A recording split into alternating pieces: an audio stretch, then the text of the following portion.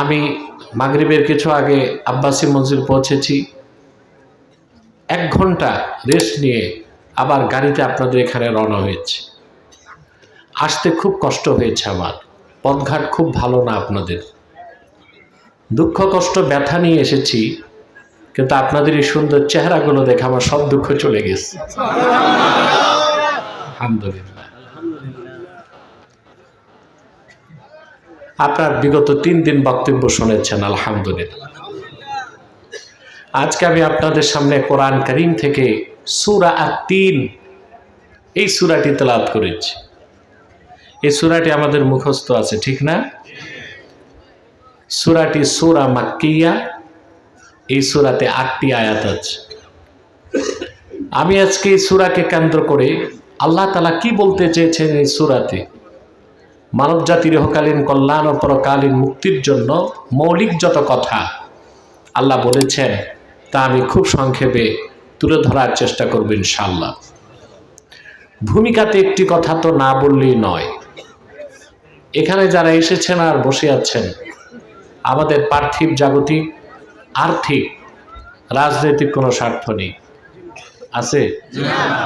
আমরা এসেছি শুধুমাত্র আল্লাহ তার হাবিবের রেজামন্দি হাসিল করার জন্য, ইহকালীন কল্যাণ পরকালীন মুক্তির পাথেও সঞ্চয় করার জন্য। আলহামদুলিল্লাহ। ভূমিকাতে যে কথাটি বলছি, মানুষের জন্য আল্লাহ তাআলা 2 ধরনের খাদ্য রেখেছেন। আম্মাল গিযাউ ফাহুয়া নাওআন, খাদ্য 2 প্রকার। গিযাউন তাকুমু বিহিল আবদান, এক প্রকার খাদ্য আমরা খাই দেহকে জীবিত বাঁচায় রাখতে। না খেলে ক্ষুধা লাগে, প্রচন্ড ক্ষুধায় মৃত্যুও হয়, ঠিক না? আরেক প্রকার খাদ্য গিযাউন তাকুমু বিহিল আরওয়াহ, আরেক প্রকার খাদ্য আল্লাহ রাখছেন, ওটা আল্লাহ তার কাছ থেকে পাঠিয়েছেন, যার মাধ্যমে রূহটা বেঁচে থাকে। রূহটা মানুষের দেহের জন্য যত খাদ্যের প্রয়োজন সব আসে মাটি থেকে, কারণ মানুষের দেহ আল্লাহ মাটি থেকে তৈরি করেছেন।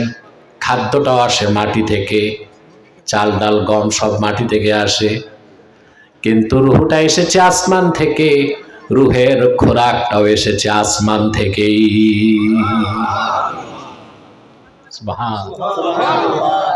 রূহটা এসেছে আসমান থেকে, রূহের খাদ্য গিযায়ে রূহ এটাও এসেছে আল্লাহর কাছ থেকে। সুবহানাল্লাহ বলে। তা আমরা আজকে এসেছি কোরআন থেকে গিযায়ে রূহ, রূহের খোরাক নিতে, ঠিক না? মানুষের হৃদয়ে যত রোগ হয়, অন্তরের রোগ, ঠিক না? ওর মধ্যে সবচেয়ে জঘন্য রোগ হচ্ছে শিরক এবং কুফর, যা মানুষের হৃদয় বা কলবের মৃত্যু ঘটায়। আর কিছু রোগ আছে যা মানুষের হৃদয়কে অসুস্থ করে দেয়। আমাদের অধিকাংশ মানুষের হৃদয় মৃত না, আমরা মুমিন, তবে অসুস্থ। কি অসুস্থ না? আর আল্লাহ চান মুমিনদের হৃদয় হবে পূর্ণ সুস্থ। ইয়াউমা লা ইয়ানফাউ মালুন ওয়ালা বানুন ইল্লা মান আতাল্লাহা বিকলবিন সালিম। কাল কিয়ামতের দিন সহায় সম্পদ, প্রতাপ, প্রতিপত্তি, ক্ষমতা, সন্তান সন্ততি কোনো কাজে আসবে না, বরং যে ব্যক্তি একটি পরিশুদ্ধ, পবিত্র, সুস্থ হৃদয় নিয়ে আল্লাহর সামনে উপস্থিত হবে তার কোনো চিন্তা না। আমি কি কবরস্থানে না মাহফিলে? তো তোমাদের এই ভলিউম এত কমছে কেন? না চিন্তায় আছো? কোথায় আছো? আওয়াজ দিতে হবে তো, ভয়েস রেজ করতে হবে। ঠিকটাও তো ঠিক মতো হইল না। এবার আমার মনে হলো আমার সামনে সব পুরুষরা বসে আছে, এবং কাপুরুষ নয়, সুপুরুষ। সম্মানিত সুধী, তো মানুষের হৃদয়ে যত রোগ হয় শিরক কুফর ছাড়া ওটা 10টা রোগ হয়। তরিকতের ভাষায় যাকে বলে মহলেকাত, কি বলে, হাসাদ, কেবেও, নামিমা, বুঝতে পারছেন, অজব, এরকম 10টা রোগ। এখন এই রোগগুলোর ট্রিটমেন্ট যদি আপনি হসপিটালে যান আর কার্ডিওলজিস্ট, হার্টের ডাক্তারের কাছে যান, ও কি বুঝবে? এই রোগ তো ওর মধ্যে বেশি, ঠিক না?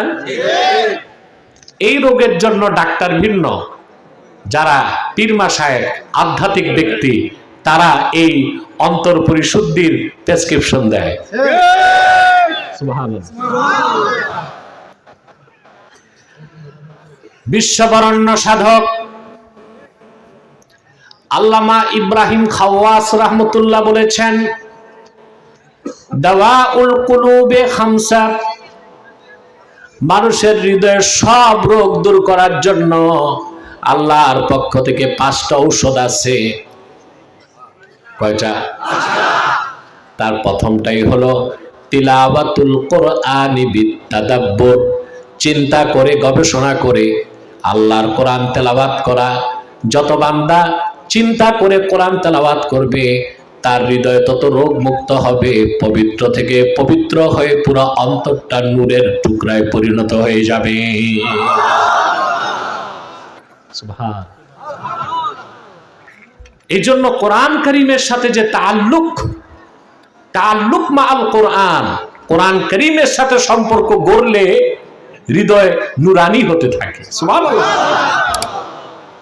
আর তা সুস্থ হয়, শক্তিশালী হয়, বলেন সুবহানাল্লাহ। আল্লাহ তাআলা আমাদেরকে যে সে সুযোগ করে দিলেন, এখন আপনারা তো সবাই আলেম না, চিন্তা করে তো কোরআন শরীফ পড়তে পারবেন না, তরজমাই তো বুঝেন না। তাহলে বোঝা যায় যেখানে কোরআন কারীমের ব্যাখ্যা হয়, তাফসীর হয়, ওখানে বসলেও অন্তর পবিত্র হয়, রোগ মুক্ত হয়, সুস্থ হয়, বলেন সুবহানাল্লাহ। এই সুযোগটা 3 দিনের জন্য আপনাদেরকে করে দিছে টিড ও কাঠবাজার ব্যবসায়ীরা। আলহামদুলিল্লাহ। আপনারা কোনোদিন তাদের ঋণ শোধ করতে পারবেন না। আমি আরেকবার রাতে এসেছিলাম, 2বার রাতে এসেছি, এবার নিয়ে 3বার। তা তো হ্যাট্রিক হয়েছে না? হ্যাট্রিক হয়ে গেছে, আলহামদুলিল্লাহ। তো কাঠবাজার ব্যবসায়ীরা এই যে বিরাট এক সুযোগ আপনাদের করে দিচ্ছে, আপনারা ঋণ তো শোধ করতে পারবেন না, ওদের জন্য দোয়া করে দিবেন। পারবেন না ইনশাআল্লাহ? আল্লাহ যে সুযোগ দিয়েছেন আসার, এই জন্য খুশি না বেজার? বেজার শুধু শয়তান, শয়তানের চেলাচামুন্ডারও বেজার। অবশ্য শয়তানের চেলাচামুন্ডাদের সংখ্যা আনুপাতিক হারে কমছে বলেই তো মাহফিলে বাধা নাই।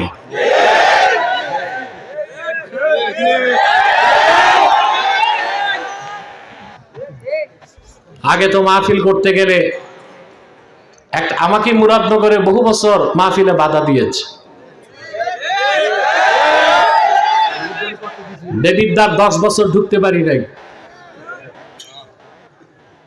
সাতকানিয়াতে আমাকে ঢুকতে দেয় নাই, লোহাগাড়ায়। এখন আমি দাউদকান্দিতে আমাকে 10 বছর আসতে দেয় নাই। এখন সব জায়গায় আমি গেছি, ওরা নাই।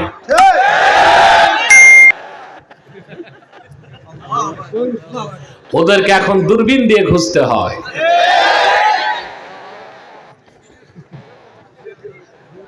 মাহফিলেই বাধা দিত, কিন্তু বৈশাখী মেলা, ডিজে পার্টি আর বাউল গানে বাধা ছিল না। মাহফিলের শর্ত দিত একটা না 34টা। মাহফিল কমিটিকে নিয়ে নাকে খত দিত। ওরা ভাবছে এত শর্ত দিয়া ভয় দিলে ভয়তে মাহফিল কমিটিগুলো আর মাহফিল করবে না। ওরা বুঝতে পারে নাই যে দেশের মুসলমান আল্লাহর কোরআনের জন্য বুকের রক্ত ঢেলে দিতে পারে। কোন শর্ত দিয়া রক্ত চক্ষুর ভয় দেখায় তাদেরকে আল্লাহর কোরআনের সংগ্রাম থেকে দূরে সরানো যাবে না। এই জাতিটা দেখাতে পেরেছে। আলহামদুলিল্লাহ বল। শয়তানের চামুন্ডারা এখন কম, একেবারে যা নাই তা না, আছে। এখন শয়তানের একটা চেষ্টা বাকি আছে। আজকে তো 3 দিনের বিদায় মোনাজাত, চেষ্টা করবে শয়তান আপনার উঠানো যায় কিনা অসহসা দিয়ে। আমরাও নেক নিয়ত করে শয়তানের নাপাক গেলে একটা চপেটা ঘাত করতে চাই। রাজি আছেন? আমরা নিয়ত করছি কিছুক্ষণ পরে আজকের মুনাজাত করে গুনাহ মাফ করে নিষ্পাপ বেহেশতি আল্লাহ ওয়ালা হয়ে বাড়ি যেতে চাই। কারা কারা হাত তুলে আল্লাহ তাআলাকে দেখা।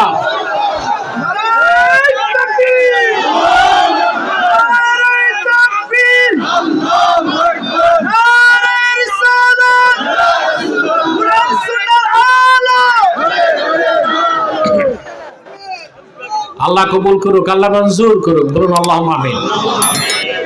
আসুন তিলাওয়াতের মাধ্যমে আলোচনায় প্রবেশ করি। কথা বলে না? কোন সূরা? আমাদের অধিকাংশ মুসলমানের মুখস্থ আছে। আমরা একসাথে পড়ব, যেন প্রতিটি বাক্যের, প্রতিটি শব্দের, প্রতিটি অক্ষরে নূর আল্লাহ তাআলা আমাদের সিনায় প্রজ্বলিত করে দেন। أعوذ بالله من الشيطان الرجيم بسم الله الرحمن الرحيم والتين والزيتون وطور سينين وهذا البلد الأمين لقد خلقنا الإنسان في أحسن تقويم ثم رددناه أسفل سافلين إلا الذين آمنوا وعملوا الصالحات فلهم أجر غير ممنون فما يكذبك بعد بالدين أليس الله بأحكم الحاكمين। আল্লাহ তাআলা সূরাটির শুরুতে 4টি কসম করেছেন। ওয়াত-তিনি ওয়াজ-জাইতুন ওয়াত-তুরি সিনিন ওয়া হাযাল বালাদিল আমিন। এটা হচ্ছে কসম। তারপর আল্লাহ জবাবে কসম শুরু করেছেন, লাকাদ খালাকনাল ইনসানা ফি আহসানি তাকওয়িম। নিশ্চয় আমি মানুষকে সৃষ্টি করেছি সবচেয়ে সুন্দরতম গঠনে, আকারে, অবয়বে, সূরতে, আকৃতিতে। বলেন সুবহানাল্লাহ। জবাবে কসমের আগে আল্লাহ কসম করছেন কয়টা? 4টা। প্রথম হচ্ছে ওয়াত-তিন, তারপর ওয়াজ-জাইতুন। ইমাম সুয়ুতি তাফসীর করেন ওয়াত-তিন ওয়াজ-জাইতুন মাকুলাইনে, দুইটা খাদ্য। আও জাবালাইনে ইউমবিতানিল মাকুলাইন, কিংবা দুইটা পাহাড়ের কসম আল্লাহ করছেন, যেই 2 পাহাড়ে এই ফল 2টা হয়। দুটো মতই তিনি উল্লেখ করেছেন। তবে অধিক সংখ্যক তাফসীর আমি দেখেছি, তারা বলেছেন 2টা ফলের কসম, একটা 3 ফল, একটা জাইতুন ফল। সুবহানাল্লাহ। 3কে আমরা মনে করি ডুমুর, বাংলা অর্থ করলে ডুমুর হয়, তবে আরবের 3 ফল আর বাংলাদেশের ডুমুর এক জিনিস না। এই 3 ফলের ফজিলত অনেক বেশি। হাদিস শরীফে এসেছে, উহদিয়া লি রাসূলিল্লাহি সাল্লাল্লাহু আলাইহি ওয়াসাল্লাম তাবাকুম মিনাত-তিন ফাআকালা মিনহু। একদিন আল্লাহর হাবিব সাল্লাল্লাহু আলাইহি ওয়াসাল্লামের কদমের কাছে 3 ফল আসলো, হাদিয়া আসলো। রাসূল করিম সাল্লাল্লাহু আলাইহি ওয়াসাল্লাম ওখান থেকে খেলেন, আর সাহাবায়ে কেরামকে বললেন তোমরাও খাও। লাউ কুলতু ইন্না ফাকিহাতান নাযালাত মিনাল জান্নাহ লাকুলতু হাযিহি। আমি যদি বলতাম বেহেশত থেকে একটা ফল নাজিল হয়েছে, তো এই 3 ফলকে বলতাম। সুবহানাল্লাহ। এই ফলের। ইমাম রাজি তাফসির কবিরে লেখেন, এই ফলটা খেলে ইউজিলু নাকহাতাল ফামি, মুখের দুর্গন্ধ দূর করে, চুলকে লম্বা করে। এই ফল নিয়মিত যে খাবে তার প্যারালাইজড কখনো হবে না। সুবহানাল্লাহ। প্রশ্ন হচ্ছে এই ফলটার কসম আল্লাহ কেন করলেন? তার জবাব ইমাম রাজি লিখেছেন, আদম আলাইহিস সালাম বেহেশতে শয়তানের প্ররোচনায় আল্লাহর একটা হুকুম মানতে পারেন নাই।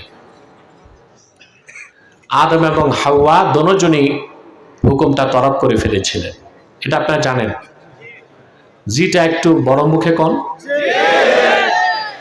তাই বলে আদম আলাইহিস সালাম গুনাহগার, পাপী এগুলো বললে ঈমান নষ্ট হয়ে যাবে। বাপ যতই অপরাধ করুক, সন্তান তার বাবার দোষ ধরতে পারে না। যে সন্তান বাপের দোষ ধরে ওটা কুলাঙ্গার। হযরত আদমের দোষ আমরা ধরতে, একে তো বাপ আবার নবী, সুবহানাল্লাহ, দোষ ধরা যাবে? আল্লাহ রাব্বুল আলামিন বলেন, وَقُلْنَا يَا آدَمُ اسْكُنْ أَنْتَ وَزَوْجُكَ الْجَنَّةَ وَكُلَا مِنْهَا رَغَدًا حَيْثُ شِئْتُمَا وَلَا تَقْرَبَا هَذِهِ الشَّجَرَةَ فَتَكُونَا مِنَ الظَّالِمِينَ। আমি আদম আর হাওয়া, স্বামী স্ত্রী, তাদের দুইজনকে বললাম এই বেহেশতে তোমরা আনন্দে বসবাস করো। ওয়া কুলা মিনহা রাগাদা, আই কুলা মিনহা ওয়াসিআ, আর প্রাচুর্যের সাথে যা খাইতে মন চায় খাও। সুবহানাল্লাহ। এই যে পিছে আওয়াজগুলো বন্ধ করা যায় না, এই বখাটে ছেলেগুলো বিদায় করেন না এখান থেকে, পিছে স্টেজের পিছনে। এগুলো এই বাচ্চাদের দোষ না। কিছু বক্তা এখন ওয়াজের মাঠ কৌতুকের মাঠ বানাইছে। এমন সব কাণ্ড কারখানা করে তারা স্টেজে, বাচ্চাগুলো বেয়াদব হয়ে যাচ্ছে। আগে আদব ছিল, সব টুপি লাগায় আসতো, এখন টুপি টাপি আর লাগে না, হাসলেই চলে। ঠিক, যাকে সংস্কৃতি ধীরে ধীরে ঠিক হবে আবার ইনশাআল্লাহ। আউলিয়া কেরাম যে সংস্কৃতি শিখায় গেছে, এটা একটু নষ্ট হয়েছে, আবার ঠিক হয়ে যাবে, হবে না ইনশাআল্লাহ। সম্মানিত সুধী, যে কথা বলছিলাম, আল্লাহ বললেন তোমরা প্রাচুর্যের সাথে খাও, যা খুশি তা খাও। ওয়ালা তাকরাবা হাযিহি শাজারা, আর একটি বৃক্ষের কাছেও যেও না, যদি যাও ক্ষতিগ্রস্তদের কাতারে শামিল হয়ে যাবা। শয়তানের প্ররোচনায় তারা ওই বৃক্ষ থেকে খেলেন, ঠিক না? ইমাম কাস্তালানি 3টা রওয়ায়াত করেছেন, আনার ফল, আঙ্গুর কিংবা গম। কয়টা? 3টা রওয়ায়াত পাওয়া যায়। তার মানে একটা খাদ্য ছিল। আল্লাহ রাব্বুল আলামিন সঙ্গে সঙ্গে দুজনের জন্য জান্নাতকে হারাম করে দিলেন, আর ধমক দিয়া তাদেরকে বের করে দিলেন জান্নাত থেকে। ইমামে রাজি তাফসির কবিরে লেখেন, আদম এবং হাওয়া দুজন দেখলেন তাদের পোশাক খুলে গেছে, উলঙ্গ হয়ে গেছেন, তারা লজ্জায় মস্তক নত হয়ে গেছে। হযরতে আদম তাৎক্ষণিক বেহেশতের 3 গাছের পাতা দিয়া তার সতর ঢেকে ফেললেন।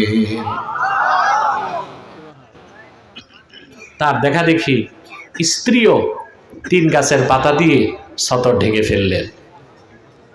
জান্নাতের দরজা খুলে গেল।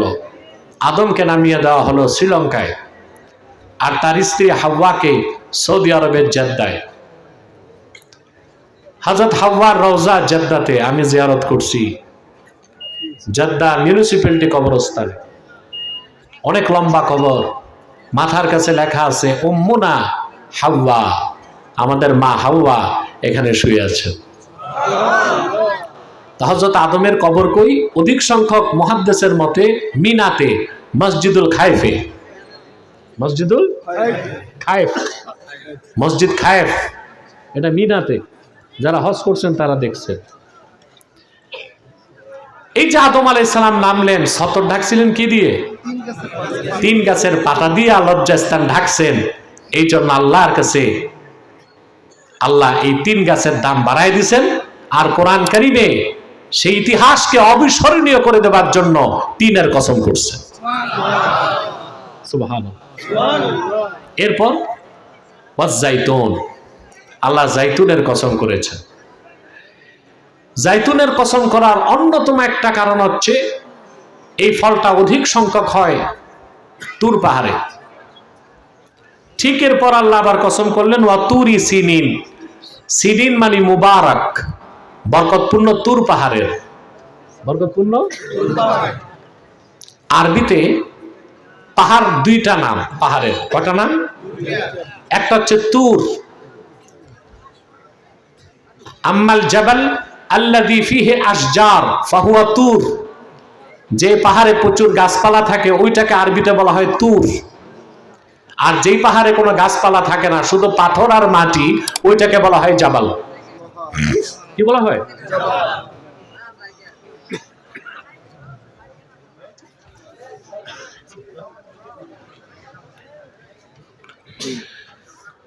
যে পাহাড়ে প্রচুর বৃক্ষরাজি থাকে ওটাকে বলা হয়, আর যেটায় কোনো গাছ থাকে না জাবাল। আল্লাহ তুর পাহাড়ের কসম করছেন, কারণ আত-তুর আল জাবাল আল্লাযী কাল্লামাল্লাহু ফীহি মূসা, ওই পাহাড়ি আল্লাহ নবী মূসার সাথে কথা বলেছিলেন। এই জন্য মূসার ইজ্জতে আর ওহী নাজিল হয়েছিল প্রথম মূসার কাছে তুর পাহাড়ে, আল্লাহ তুর পাহাড়ের কসম করছেন। মূসা নবী বিয়ে করেছিলেন শুআয়ব আলাইহিস সালামের মেয়ে, ওনার শ্বশুর বাড়ি ছিল মাদিয়ান। কোথায়? ইতিহাসে বলা হয় মাদায়েন, কোরআন কারীমে আল্লাহ বলেছেন মাদিয়ান। আপনারা তো ঘটনা জানেন না। বিয়ের পর শ্বশুর বাড়িতে তিনি 8 বছর ছিলেন। আমরা শ্বশুর বাড়ি থাকলে বলে ঘর জামাই,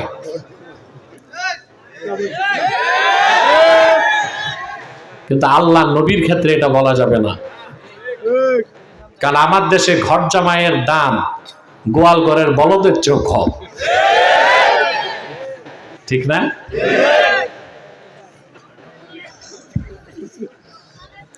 যার গতি নাই সে হয় ঘর জামাই। মুসা নবী 8 বছর পরে স্ত্রী নিয়ে যখন মিশরের দিকে আসতে লাগলেন, স্ত্রী গর্ভবতী, প্রচন্ড কনকনে শীত, ঘন কালো রাত, স্ত্রীর বাচ্চা প্রসব হবে, ব্যথা শুরু। তো স্ত্রীকে তিনি বললেন এখন তো আগুন লাগবে বাচ্চার জন্য, দেখার জন্য।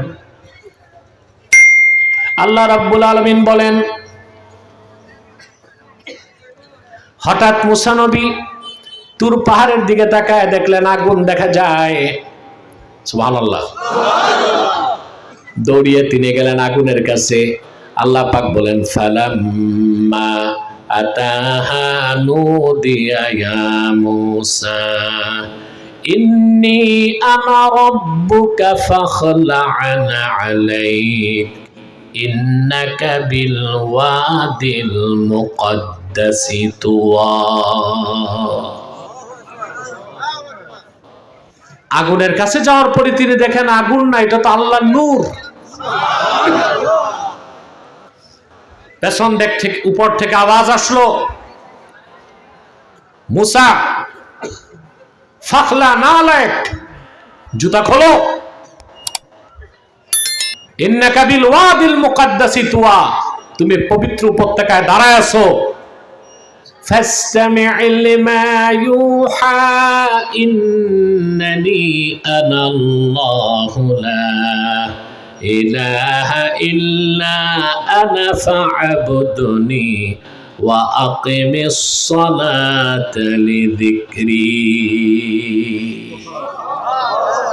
মুসা, তোমাকে যা ওয়াহী করা হয় তা মনোযোগ দিয়ে শোনো। নিশ্চয় আমি তো আল্লাহ, আমি ছাড়া কোনো মাবুদ নাই। ফাবুদনি, আমার ইবাদত করো আর আমার শরণার্থে নামাজ প্রতিষ্ঠা করো। বলেন সুবহানাল্লাহ। শুরু হওয়া তুর পাহাড়ে ওহী নাজিল। মুসা নবী সেখানে 40 দিন অপেক্ষা করছেন। পরবর্তীতে তাওরাত কিতাব তিনি সেখানে পেয়েছেন। সুবহানাল্লাহ। এরপরে আল্লাহ কসম করলেন ওয়া হাদাল বালাদিল আমিন, আর আমার নবী মুহাম্মদ সাল্লাল্লাহু আলাইহি সাল্লামের মাউলিদ আগমনের সুমহান পবিত্র স্থান নিরাপত্তার নগরী মক্কার কসম। ঈমান দীপ্ত কণ্ঠে বলুন সুবহানাল্লাহ। আল্লাহ মক্কার কসম করছেন। সুবহানাল্লাহ। জাবালে তুরে তাওরাত নাজিল হয়েছিল বলেই পাহাড়টার দাম বেড়েছে। মুসা নবীর বাড়িতে তাওরাত যায় নাই, তাওরাত আসছে জাবাল তুরে, মুসা সেখানে গেছে। ১৫০০ বছর আগে আমার নূর নবী মুহাম্মদ সাল্লাল্লাহু আলাইহি ওয়াসাল্লাম যেখানে গেছেন, ওহী আল্লাহর কোরআন সেখানে গেছে। সুবহানাল্লাহ। আল্লাহর হাবিব গারে হেরাতে গিয়েছেন, কোরআন সেখানে গেছে। তিনি মক্কায় গেলেন, কোরআন সেখানে। তিনি তায়েফ গেলেন, কোরআন সেখানে। তিনি মদিনা মুনাওয়ারায় গেলেন, কোরআন সেখানে। তিনি উহুদ গেলেন, বদর গেলেন, খন্দক গেলেন, তাবুক গেলেন। আমার নবী মুহাম্মদ সাল্লাল্লাহু আলাইহি ওয়াসাল্লাম ১৫০০ বছর আগে যেখানেই গেলেন, জিবরিল কোরআন নিয়ে সেখানে গেল। বলেন সুবহানাল্লাহ। চিন্তা করেন এগুলো, এটি চিন্তা করেন না তুমি আশা। চিন্তা যে করবেন কেউ খোরাকও দেয় না। মৌলভী সাহেবরা আইসা কেচ্ছা কাহিনী কইয়া হাসি তামাশা করে বাস বিনোদন দিয়া চলে যায়। বিনোদন দিয়ে আকায়েদের মৌলিক কথাগুলো, আল্লাহ তার হাবিবের আজমতের কথা, মহব্বতের কথা যত জনগণকে শোনানো হবে, আল্লাহ তার হাবিবের ইশকের আগুন হৃদয়ে তত জ্বলবে। এটাই তো আলেমের কাজ, ঠিক না? না হাসি তামাশা।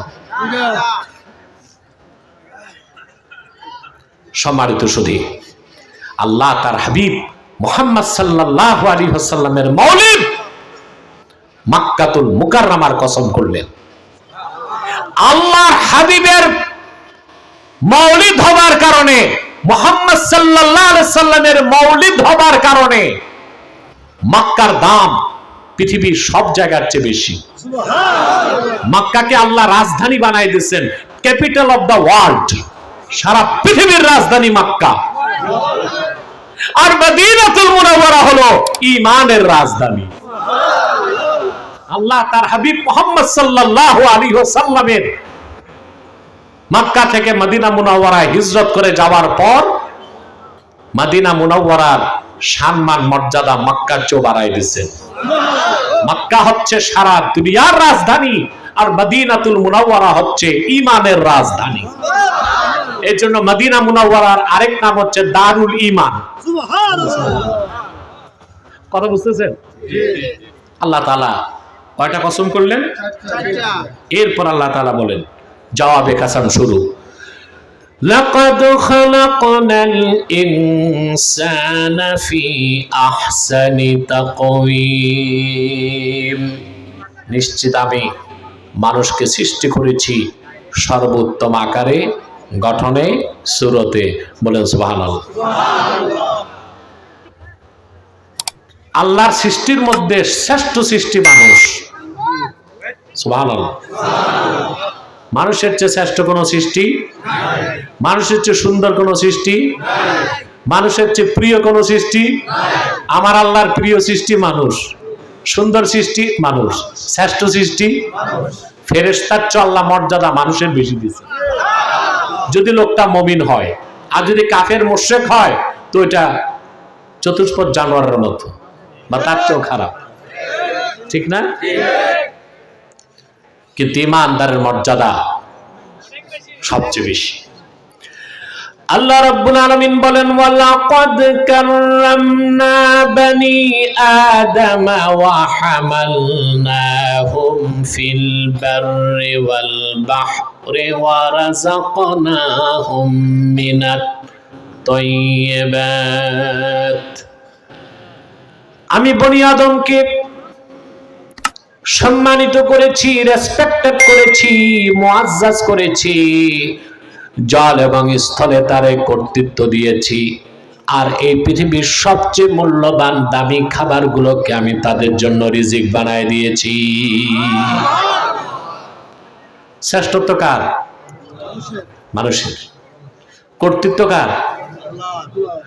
মানুষের কর্তৃত্ব। জলে কর্তৃত্ব কাদের? স্থলে?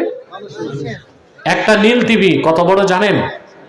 একটা নীল তিমির লেজে 27টা হাতি দাঁড়াতে পারবে। কিন্তু জলে কর্তৃত্ব নীল তিমির না মানুষের?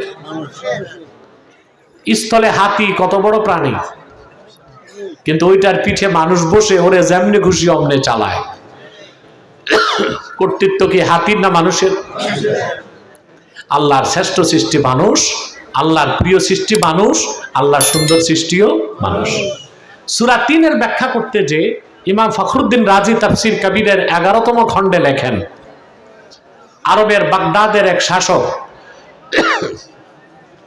নতুন বিয়ে করছে। আগে তো রাজা বাদশারা শুধু বিয়ে করত, ঠিক না? তবে নেককার বাদশারা 4টার বেশি করত না, কারণ 4টাই তো বিয়ে সুন্নত বলা যাবে না। আমাদের দেশে একটা ভুল মাসালা মানুষ শিখছে যে 4 বিয়ে করা সুন্নত। এটা কোথাও নাই। 4 বিয়ে সুন্নত না, 4 বিয়ের অনুমোদন শরীয়ত দিয়েছে, কিন্তু সুন্নত বলা যাবে না। এটা বুড়া মানুষ বের করছে, কারণ বুড়া মানুষ বিয়ের কথা শুনলে প্রচন্ড খুশি হয়। আর রাখো, তোমরা কি মুরব্বীদের বিপক্ষে মিছিল করবা না? আমি দেখছি প্যারালাইজড হয়ে গেছে বুড়া মানুষ, 80 বয়স পার হয়েছে, বিয়ের কথা কইলে একটা মুস্কি হাসি দেয়।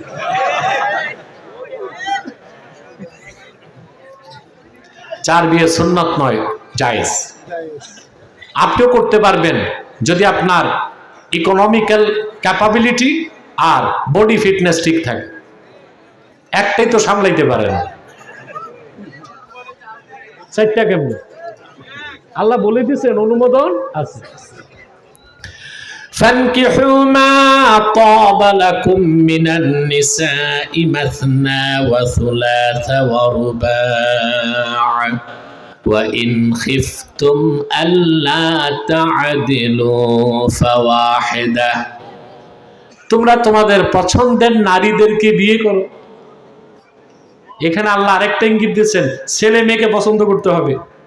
আমার দেশের একটা বিশ্রী কালচার, ছেলে মেয়ে দেখতে যায় না, বাবা মা দুলাভাই সব যায়, আর যে বিয়ে করবে এ যায় না। আর মেয়ে ছেলে দেখে না, মেয়ে ছেলে দেখে না, ওটা যায় 14 গোষ্ঠী দেখতে। না, ছেলে মেয়েকে দেখবে, মেয়ে ছেলেকে দেখবে। পর্দা কঠিন, কিন্তু বিয়ের ক্ষেত্রে আল্লাহর হুকুম। এটা সারা জীবনের সম্পর্ক। আর এই সম্পর্কটা হচ্ছে, এই ভালোবাসাটা, স্বামী স্ত্রীর ভালোবাসাটা কি রকম ভালোবাসা? আম্মাল মুহাব্বাতুল্লাতি তাতাআল্লাকু বিশ-শাহওয়াত। এই সম্পর্কটা ফিজিক্যাল, দৈহিক। ছেলে মেয়েকে পছন্দ করবে, মেয়ে ছেলেকে পছন্দ করবে, তারপর বিয়ে। যদি মেয়ের পছন্দ না হয়, আপনি মেয়েকে কোনো অপছন্দনীয় পাত্রের কাছে সঁপে দেন, আল্লাহর কসম এটা জুলুম, আর কিয়ামতের দিন আপনাকে আল্লাহর সামনে দাঁড়াতে হবে। মেয়ের চুজ আপনাকে দেখতে হবে, তার পছন্দ হয়েছে কিনা। আপনার সুন্দরী মেয়ে একটা, ওই ছেলে সিঙ্গাপুর থেকে আসছে, নাক 2.5 ইঞ্চি, কান 7 ইঞ্চি, কথা বলে না। সিমেন্টের বস্তা টানতে টানতে মাথার চুল নাই, টাক হয়ে গেছে। পয়সা দেখা মেয়েরে পিটায় পাটায় বিয়ে দিবেন, হারাম। মেয়ের পছন্দ হলো কিনা তা জানতে হবে। তাই বলে আবার এই সুযোগে মেয়েরা হেরোইনছি একটা ধইরা ইয়াবা খোরের কাছে যাবা, তাও হবে না। ওই ক্ষেত্রে বাবার আবার বাধা দেবার অধিকার আছে। আপনারা এগুলো দেখেন না বলেই তো পরকীয়া বেড়ে গেছে। যদি মনে কষ্ট না নেন আমি বলি, সারা দেশে সবচেয়ে বেশি পরকীয়া 1 নাম্বার কুমিল্লা।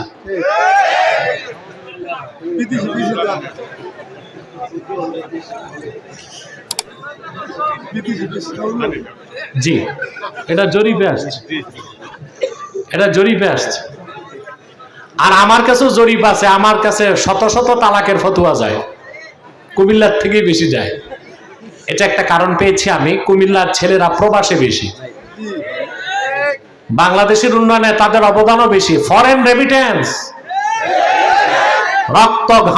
রক্ত পানি করা ঘামের পয়সা দিয়া দেশের রিজার্ভকে ধরে রাখা আর দেশ উন্নয়নে এখানেও কুমিল্লার যুবকরাই প্রথম সারিতে থাকবে।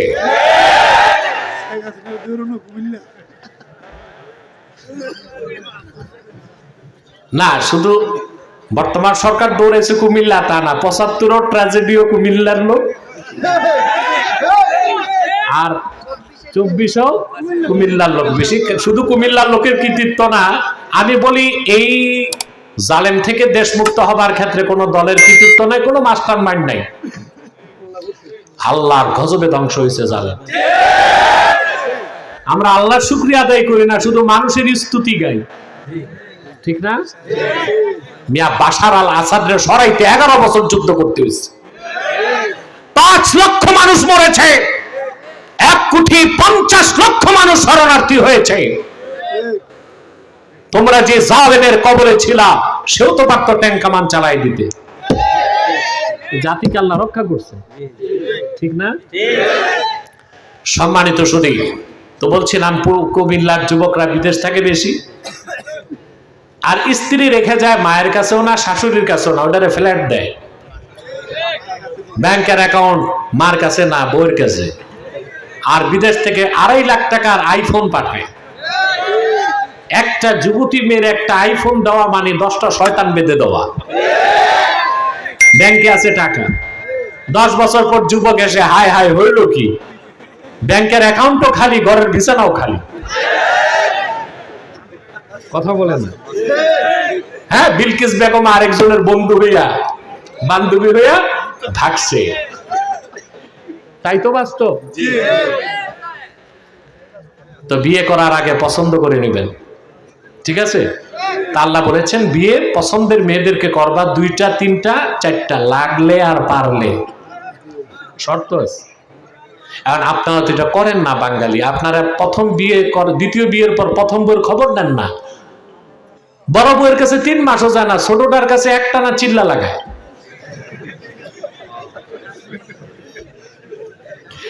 মাওলানা আশরাফ আলী থানভী রহমতুল্লাহ, ওনার কোনো বাচ্চা কাচ্চা ছিল না, তো তিনি বাধ্য হয়ে মুরিদদের পরামর্শে একটা বিয়ে করছিলেন, দ্বিতীয় বিয়ে।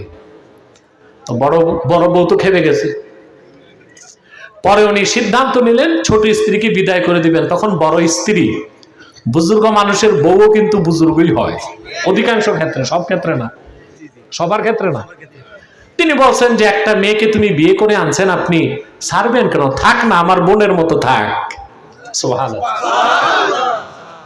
আর আপনারা 2 বউ এক ঘরে রাখতে পারবেন? 2 বাড়িতে, 2 মহল্লায়? না, এটা সম্ভব না। তো থানভী সাহেবের কাছে যখন মুরিদরা হাদিয়া আনতো, পাল্লায় ওজন করে সমান মেপে 2 স্ত্রীর কাছে দিয়া দিতে। কি ইনসাফ ছিল! সুবহানাল্লাহ। আপনি পারবেন এটা? বলছিলাম ওই যে বাগদাদের বাদশার কথা, নতুন বিয়ে করছে, মনে পড়ছে? বিয়ে করার পর সুন্দরী বনিয়া চন্দ্রিমা রাতে বাগানে ঘুরতেছে, একদিকে দুগ্ধ ফেনশিপ পূর্ণিমার চাঁদের আলো, আরেকদিকে বাগান থেকে রকমারি ফুলের খুশবু। আবার নতুন স্ত্রী হাত ধরে হাঁটতেছে, আবেগ আপ্লুত বাদশা তার স্ত্রীকে বলে ফেলছেন আবেগে যাইয়া, লাউলাম তাকুনি আহসানা মিনাল কামার ফাআনতে কাজা, তুমি যদি পূর্ণিমার চাঁদ থেকেও সুন্দরী না হতো তুমি এইটা। অনেক সময় রাগ বা গোসায় আপনাদের দেশও হয়, মায়ের খাইয়া বউ স্বামীর কই তুই আমার বাপ লাগস। আর আদরের চোটে স্বামী অনেক সময় মা বলে বসে থাকে। তো এটার উত্তর হচ্ছে, আপনি যদি স্ত্রীকে মা বলেন তালাক হবে না, গুনাহ হবে। আর স্ত্রী যদি আপনাকে বাপ বলে তাতেও তালাক হবে না, কি হবে? গুনাহ হবে। আপনাদের তো আসলে রাগ উঠলেও হুঁশ থাকে না, আর খুশির সময়ও হুঁশ থাকে না। রাগ উঠলে বউ তালাক দে, তুই তালাক, তোর মায়ের তালাক, তোর নানিও তালাক। আরে হারামজাদা, তুমি না তোমার বউয়ের তালাকের মালিকানা হয়েছে, ওর মারটা আর ওর নানিরটা তুমি দিবা কেমনে? আমার জীবনে আমি এত তালাকের ফতুয়া দিতে যাই, এত পিকুলিয়ার টাইপের মানুষ দেখছি। আপনারা অযথাই ঝগড়া করেন, বাড়িতেও, সংসারেও, বাজারেও, রাজনীতির মাঠেও। এই যে দেখছেন না সুনাম, এই সিলেট কোম্পানিগঞ্জে মোবাইলের চার্জ নিয়ে ঝগড়া লাগা 40 জন আহত হসপিটালে। কি নিয়ে লাগছে? সেনাবাহিনী যায় থামাইছে। আমি শুনে গাড়িতে বললাম এখনো বাংলাদেশের পরিস্থিতি অনেকটা ভালো আছে। ওরা বললো কেন? আমি বললাম 40 জন আহত হয়েছে, মারা তো যায় না। তাতে বোঝা যায় অনেকটাই এখনো কন্ট্রোলে আছে। বাদশা বলে ফেলছে, তুমি যদি চাঁদের চেয়ে সুন্দরী না হও তুমি তালাক। একদিকে রাত চলে গেল, সূর্য উদিত হলো, বাদশার বিবেকের উদয় ঘটলো। মনে মনে কয় করলামটা কি? আমার স্ত্রী যত সুন্দরী হোক, চাঁদের চেয়ে তো সুন্দর হইতে পারে না। বাদশা তো সকালবেলা যত মন্ত্রী এমপি সব ডাকছে, বলে আলেম যারা সেরা আছে সব ডাকো। আর সব যুগে কিছু আলেম অপেক্ষায় থাকে, ডাক পাইলেই দৌড়। রাজা বাদশা ডাকলে আর গণভবনে এখনো ডাকলে,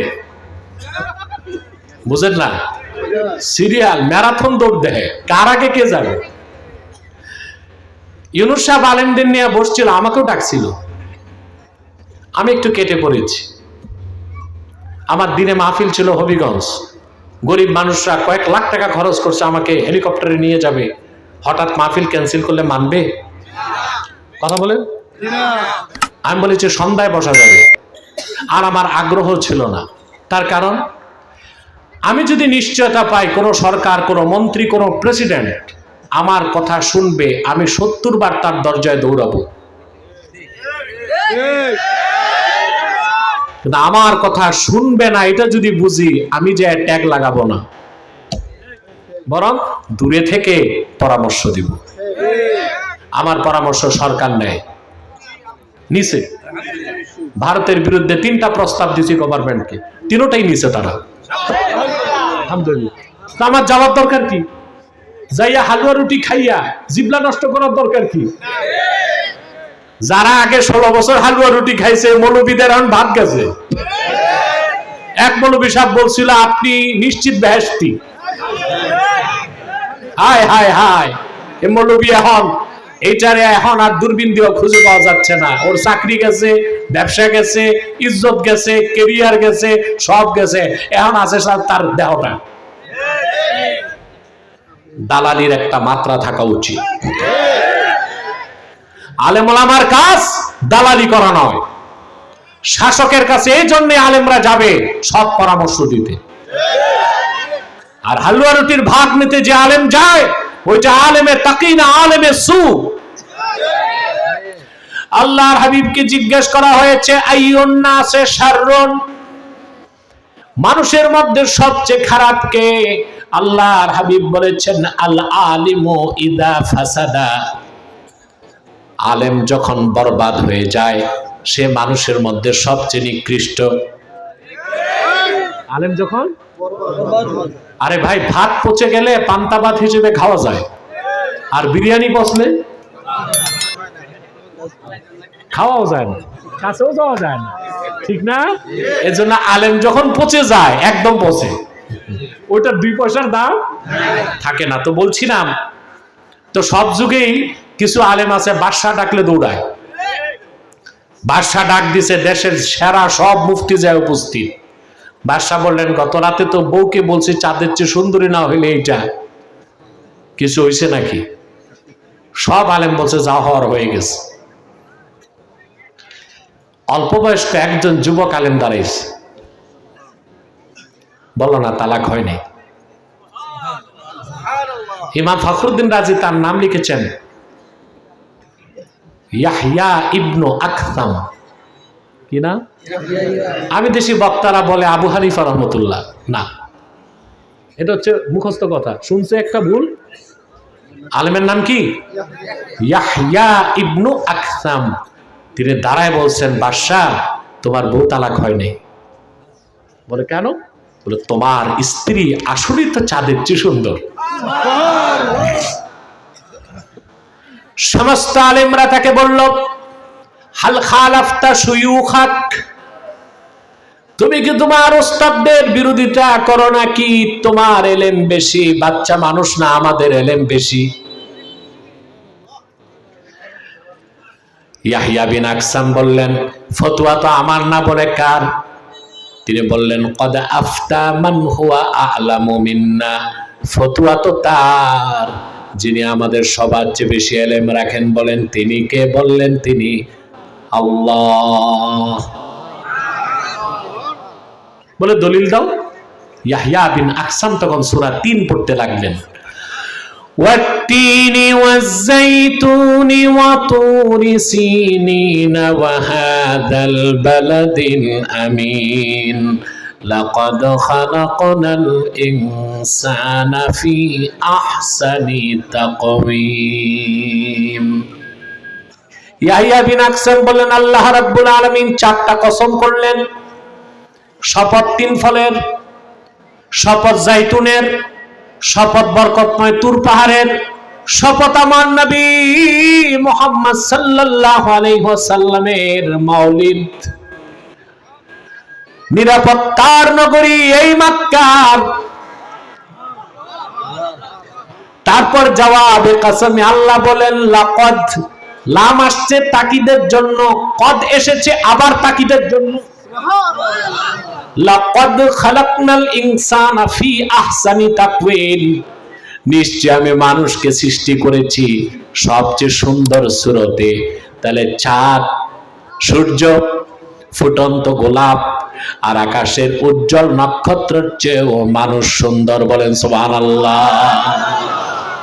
তোমার স্ত্রী তালাক হয় নাই, বাচ্চার ফতুয়াই গ্রান্টেড। সব বড় বড় মুফতিরা মাথা নত করে দিচ্ছে। এতক্ষণ কি বুঝাইলাম?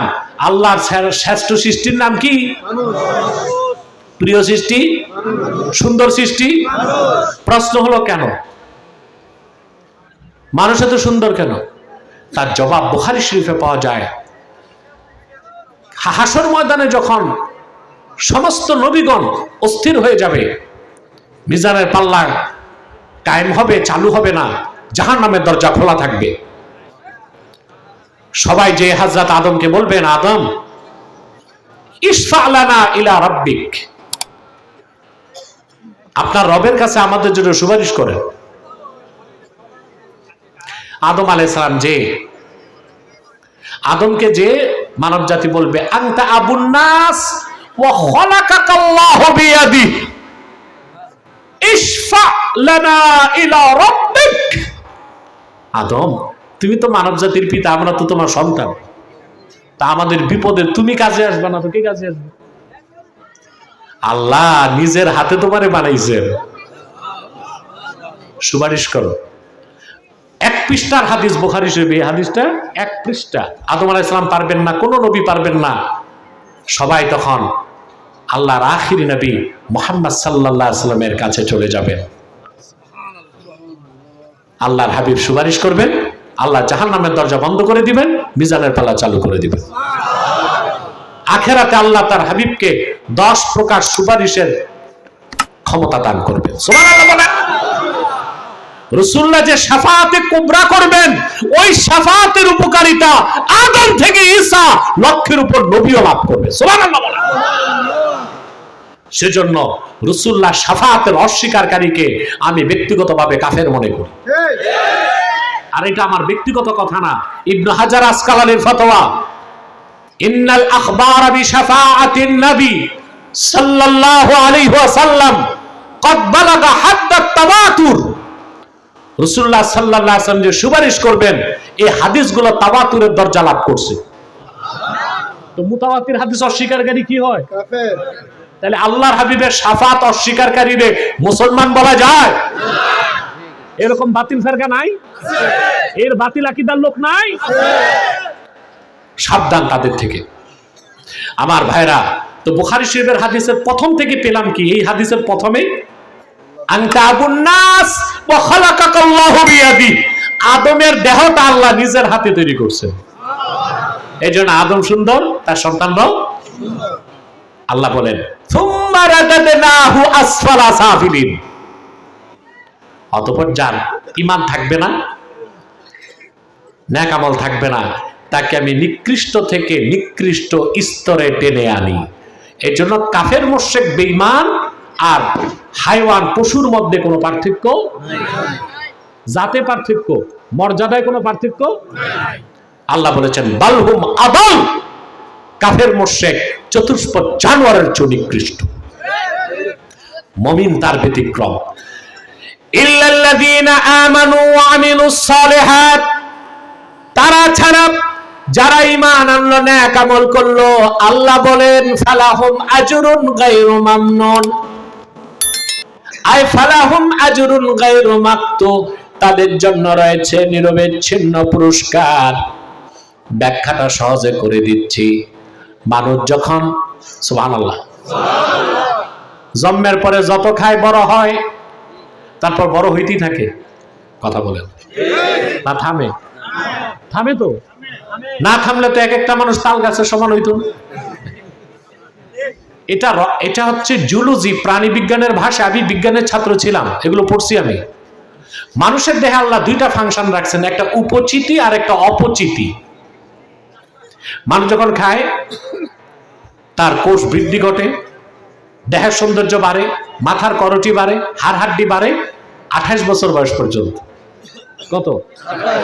এরপরে বৃদ্ধি আর হবে না। এরপর মানুষ বেঁচে থাকে, বার্ধক্যের সময় তার কোষগুলো ক্ষয় হতে থাকে, মেরুদণ্ড বাঁকা হয়ে যায়, চামড়া কুঁচকে যায়, দাঁতগুলো পড়ে যায়, মস্তিষ্ক কাজ করে না। কাফের মুশরিক পশুর মতো নিকৃষ্ট থেকে নিকৃষ্ট হয়ে যায়, কিন্তু মুমিনেরটা ভিন্ন।